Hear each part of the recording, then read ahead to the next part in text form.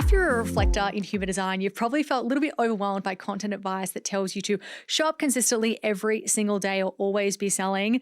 When you're only 1% of the population, most business advice just wasn't designed for how you operate. So today we're talking about content creation for reflectors and specifically how to create the conditions that are going to support your time, like your natural cycles, your reflective wisdom, the time you need to take in order to really step into being the wise observer that you are. So before we dive into the reflector specific approach, I just want to share how I think about content creation for all types. So this is going to differ a little bit in terms of the application based on type, but after, being in business for 8+ years, running 2,000 plus coaching calls and supporting so many clients of all different design types to create consistent revenue, I have learned that content success really comes down to having a main message that you repeat over and over. So in my business, that message is your business can feel like an exhale, right? So you can create a business that loves you back. So no matter what specific piece of content I'm creating, that core message is woven through everything. So that might be human design and content strategies. It could be business foundations, nervous system work, but it doesn't matter what I'm creating. It all connects back to that central message of creating a business that loves you back. And this is really important for conversions because it starts to create conditions. It starts to create like congruence and resonance, right? In your brand, which is really important. Even though you are going to reflect and observe on different things, it's probably all related to like one overarching theme, right? So today I want to focus on the conditions that are going to support you to create content in a way that's sustainable for you. So I kind of feel like there's two aspects to content, right? There's the actual ecosystem and process of like having an idea and putting that out there. And secondly, what are the things that you're actually saying, right? Like what is the marketing platforms that you're on, the style of content that you are creating? And that's really, really important, but it's kind of irrelevant if you don't have an ecosystem that you feel excited about, right? That can support you to do things consistently in your own way, right? Like I say consistently, but that is going to differ for every single type, right? So let's talk about that. Let's talk about the conditions that support sustainable content creation for you as a reflector. So number one, put yourself in different environments and trust what you're picking up, right? Your gift is your ability to sample different energetic environments. So your content strategy starts there, right? Is having that commitment to sampling different environments and noticing patterns kind of before they become mainstream, right? So you might join different Facebook groups. You might check out peer-led communities. You might try new co-working spaces, working from cafes, things like that. And start to notice what you pick up and how you feel in those environments. Notice how your observations shift throughout a month, right? Maybe you see things differently during certain phases or certain moon transits, right? I always encourage all my clients, no matter their type, to start to track the moon because it moves through all 12 signs over a monthly period.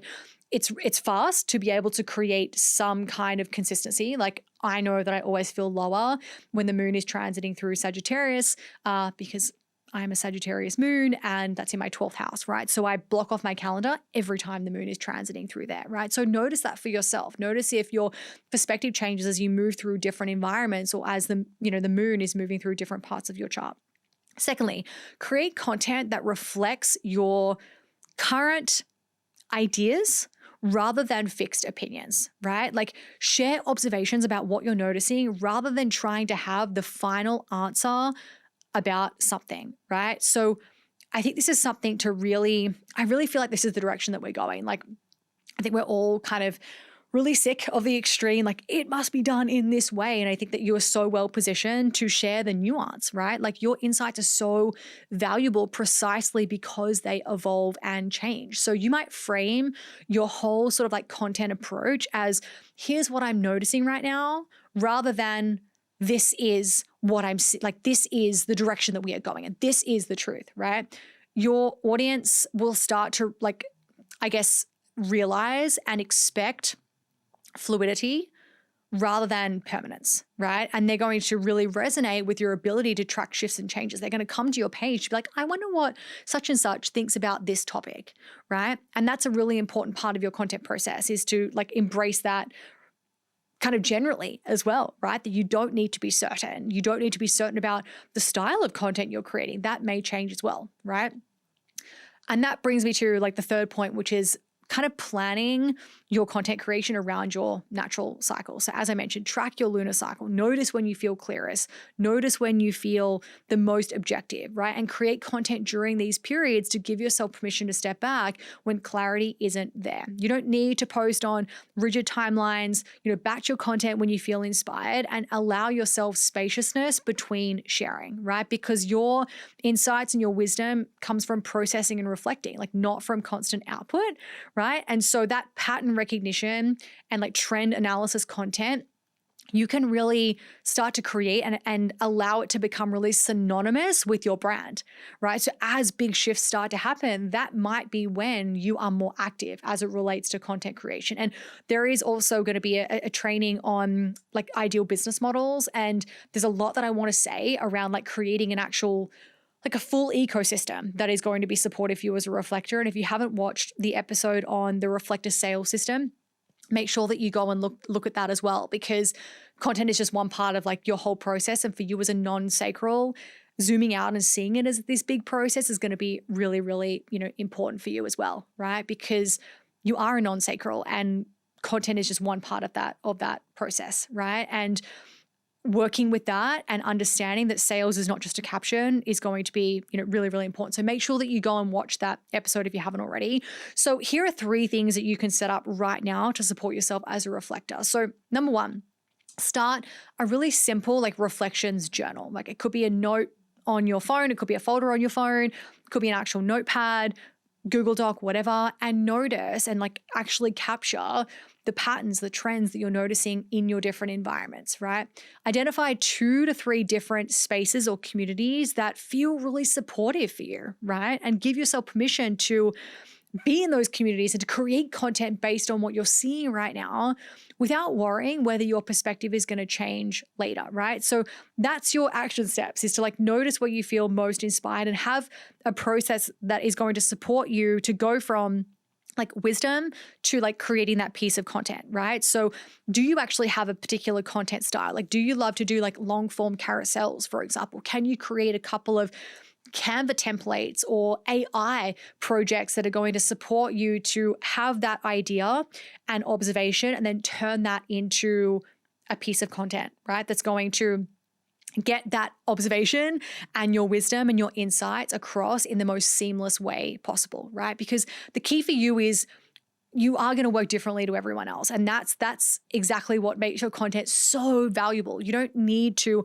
post every day or have the same opinion about everything forever. And your ability to be able to step back, to observe, to share what you're actually seeing and not what you think you should be seeing or think you should be saying is really rare, right? And the more you can start to trust that and build your content approach around that, the more excited you will feel about content as a reflector.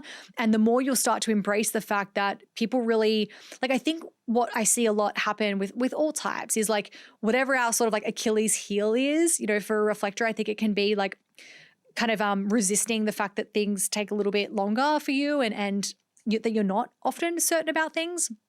And I think we create this story that, well, I can't be successful because I'm not certain. I can't be successful because I don't create content in the same way as everyone else does. And I think the moment you start to actually just be like, yeah, I'm not certain, right? And the moment you actually accept that and be like, I'm not certain about things, I do take my time, that's when you really start to unlock your creativity around how to create a process that works for that, right? Because just because you as a human are not consistent, no human is consistent, even if they're a sacral being, your business can be consistent, right? But the more we resist our type, the more we resist the things that come natural to us, the less we see how this pathway can work, right? So yeah, you are someone that is going to have this, like up, down, energetic experience. And so what can you do when you are feeling energized, when you do have a lot of observations to support when you're resting, to support when you're sampling different environments? Is it content repurposing? Is it an AI project? Is it like, what does that look like